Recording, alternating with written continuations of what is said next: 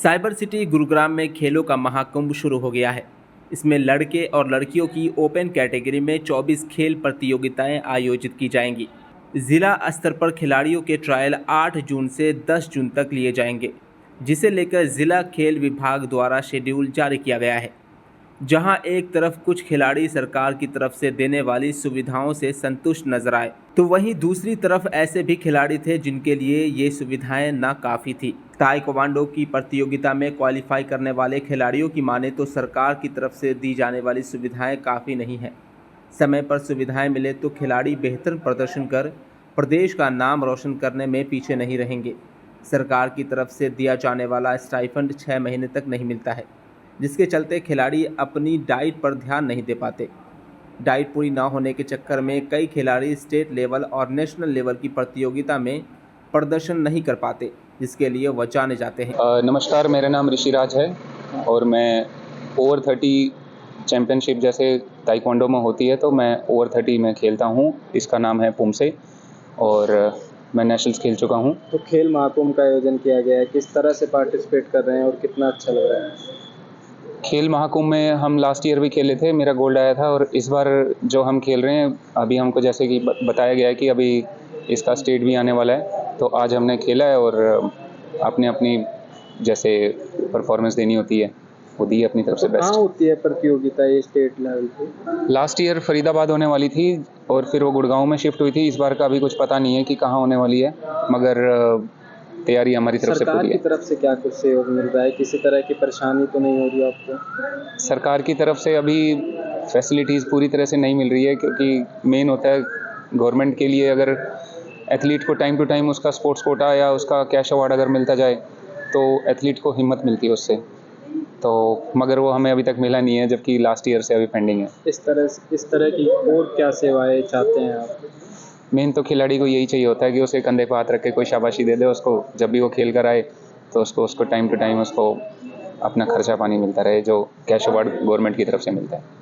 कितना कमी महसूस हो जाती है जब ऐसी प्रतियोगिता खेलने जाते हो, आप तैयारी करते हो लेकिन सरकार की तरफ से साथ नहीं मिल पाता?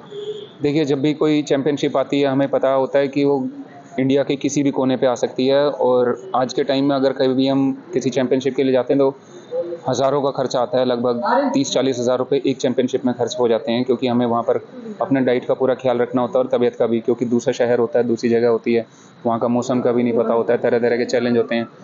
और फिर उसके बाद अगर हम अगली चैम्पियनशिप के लिए भी अपना उतना ही पैसा खर्च करते हैं, ये तो वन टाइम हो गया, चलो हम कहीं से कर्जा लेके कर लेते हैं, मगर दूसरी बात यहाँ पर आती है कि हमें टाइम टू टाइम अगर हम अपनी डाइट का भी देखें तो ये बहुत बड़ा खर्चा होता है। मेरा नाम भावेश है, मैं ताइक्वांडो खेलता हूँ।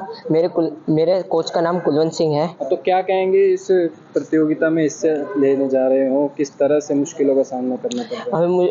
पहले तो एक तो मेन चीज़ होती है कि हमारा वेट कैटेगरी।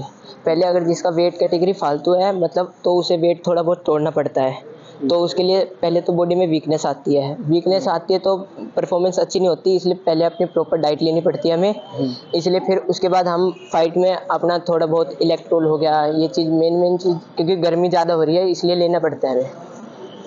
अब तो क्या कुछ सरकार की तरफ से सेवाएं मिल रही है आपको? सरकार हमें वो मंथली नर्सरी देती है, मतलब जो हम अंडर 19 होते हैं जो नर्सरी में है उनको 2000 रुपये देते हैं पर मंथ, और कुछ इक्विपमेंट्स भी प्रोवाइड करते हैं, जो गरीब लोग होते हैं उनके लिए बहुत फ़ायदा होता है उनके लिए। क्या कुछ सरकार से सेवाएं चाहते हैं आप, कि जो चीज़ कमी महसूस होती है जब ऐसी प्रतियोगिता करते हो, तो आप क्या कुछ मांग करते हो सरकार से? नहीं, हम कुछ ही मांग नहीं करते, बस ये है कि वो हमें थोड़ा सा और वो करे, सपोर्ट करे, हमें ये और फैसिलिटी प्रोवाइड करे, जैसे थोड़े से अच्छे चेस गार्ड हो गए, ये चीज़ हो गए जैसे। हाँ, मेरा नाम कुलवंत सिंह है, मैं ताइक्वांडो कोच के एज ए यहाँ ट्रेनर में नेहरू स्टेडियम गुरुग्राम में कार्यरत हूँ, हरियाणा स्पोर्ट्स डिपार्टमेंट में। खेल महाकुंभ का आयोजन किया गया है सर, कितना फ़ायदेमंद हो जाता है बच्चों के लिए? खेल महाकुंभ मेनली हमारा जो बच्चों को एक्सपोज करने के लिए है, जैसे हमारे सब जूनियर बच्चे जैसे आगे अपने सीनियर लेवल में आते हैं, तो उनको एक्सपोजर एक स्पोर्ट्स विभाग ने टूर्नामेंट करवाया, ताकि पहले डिस्ट्रिक्ट लेवल का एक टूर्नामेंट हो, उसके बाद डिस्ट्रिक्ट से हमारा स्टेट टूर्नामेंट होता है, उसके बाद जो अच्छे बच्चे होते हैं वो नेशनल के लिए इंटरनेशनल के लिए आते हैं, तो हरियाणा एक अपने आप में बहुत बड़ा हब है जो स्पोर्ट्स में, जहाँ से ओलंपिक में भी मेडल आते रहे, नेशनल में, इंटरनेशनल में। तो ये सभी डिस्ट्रिक्टों के अंदर पहले डिस्ट्रिक्ट होगी फिर स्टेट है। तो हरियाणा को जो खिलाड़ी हैं जो उनको मजबूती देने के लिए ये इवेंट करवाया जा रहा है। तो कितना जरूरी हो जाता है सर ऐसे खेल प्रतियोगिता, और कितना उत्साह खिलाड़ियों को मिलता है? खेल प्रतियोगिताएं तो जितना ज़्यादा से ज़्यादा होंगी तो एक बच्चों को प्लेटफॉर्म मिलेगा।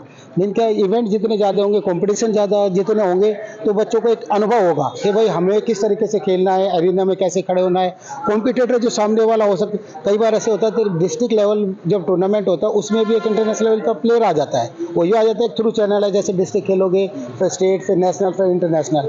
तो डिस्ट्रिक्ट में अभी लास्ट टाइम भी हमारे पास कई अपने ताइक्वांडो में ही पुमसे में 3 गर्ल्स थी जो अभी इंटरनेशनल में पार्टिसिपेट उन्होंने किया था, और मेडल भी एसएफ गेम्स में भी और भी कई मेडल हैं।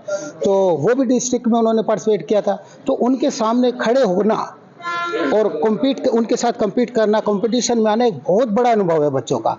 तो कई बार क्या होता है डिस्ट्रिक्ट लेवल में उनसे बहुत कुछ जो सीनियर खिलाड़ी खेलने को मिलता है, स्टेट में जाते हैं, नेशनल जाते हैं।